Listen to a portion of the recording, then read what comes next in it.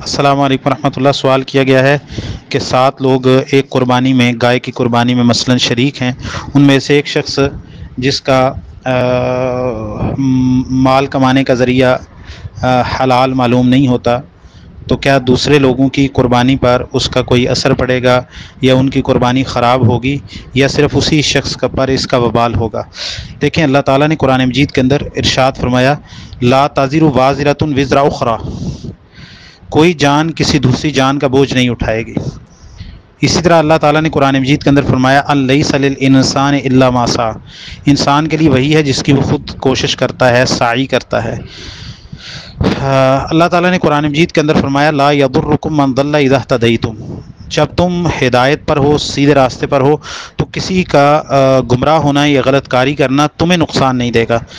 جو شخص 7 لوگ قربانی میں شریک ہوئے ہیں، وہ 7 کے 7 مسلمان ہیں، اہل قبلہ ہیں اور صحیح العقیدہ ہیں۔ تو اگر کوئی شخص ناجائز طریقے سے مال کماتا ہے، تو اس کے مال کمانے کے ذریعے کے آپ مکلف نہیں ہیں، آپ پابند نہیں ہیں،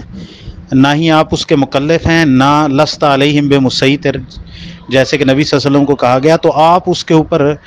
اس طرح کے نگہبان یا نگران نہیں ہیں کہ آپ اس کی جو ہے وہ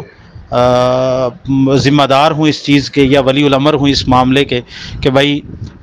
وہ اگر اس کے مال میں فرض کریں وہ کوئی گورنمنٹ کا آفیسر ہے تو وہ رشوت لیتا ہے، یا وہ ایسی جگہ پر جاب کرتا ہے جہاں پر اس کو سود کی آمیزش ہو جاتی ہے، یا وہ دکانداری تجارت کرتا ہے تو اس میں کوئی دھوکہ دہی سے کام لیتا ہے، یہ جھوٹ بولتا ہے، تو اس کا وبال اس کے ذمے ہوگا۔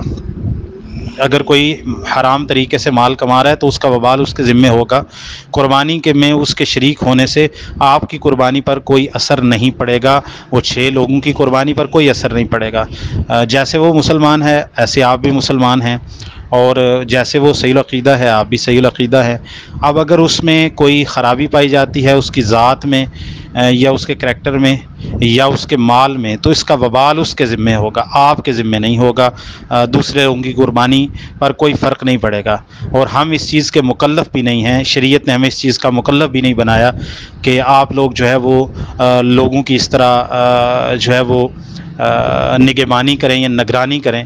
ہاں، اب یہ بات سوچی جا سکتی ہے کہ 7 بندے قربانی میں شریک ہو رہے ہیں، تو اس کا کرائیٹیریا کیا ہونا چاہیے، اس میں جو ہے وہ ترجیح کیا ہونی چاہیے؟ تو ترجیح یہ ہونی چاہیے کہ جو ظاہری طور پر صوم و صلات کے پابند ہوں، صحیح العقیدہ ہو، اور آپ ظاہری طور پر جانتے ہوں کہ اس کا مال بھی حلال کا ہے، اسی کو شریک کرنا چاہیے۔ لیکن ایک بندہ ایسا شریک ہو جاتا ہے جس پہ آپ کو کچھ شکوک و شبہات ہیں، تو اس کا معاملہ اللہ تعالیٰ کے ساتھ ہے، آپ کی قربانی پر کوئی اس کا اثر نہیں پڑے گا۔ آپ ایک گائے کے اندر شریک ہیں، تو ایک گائے ذبح کی، 7 بندے شریک تھے، جس کا مال حلال کا ہوگا اور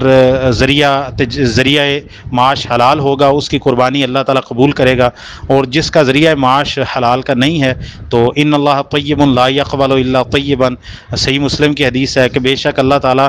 طیب ہے، پاک ہے، بہت پاک ہے، لہٰذا اللہ تعالیٰ پاکیزہ چیز کو ہی پسند کرتا ہے۔ اور اسی طرح آدم علیہ السلام کے 2 بیٹوں نے جب قربانی کی، تو ان میں سے ایک کی قربانی کو اللہ تعالیٰ نے رد کر دیا، تو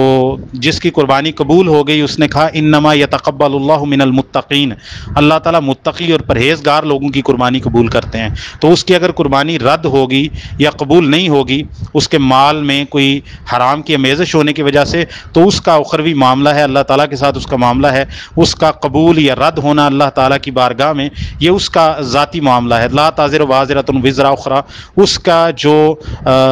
مال کی حرام کی آمیزش ہے اس کا بوجھ دوسرے 6 بندے نہیں اٹھائیں گے، اور ان کی قربانی کے اندر کوئی ایسی قربانی کے خراب ہونے کا مسئلہ نہیں ہے۔ السلام علیکم ورحمۃ اللہ۔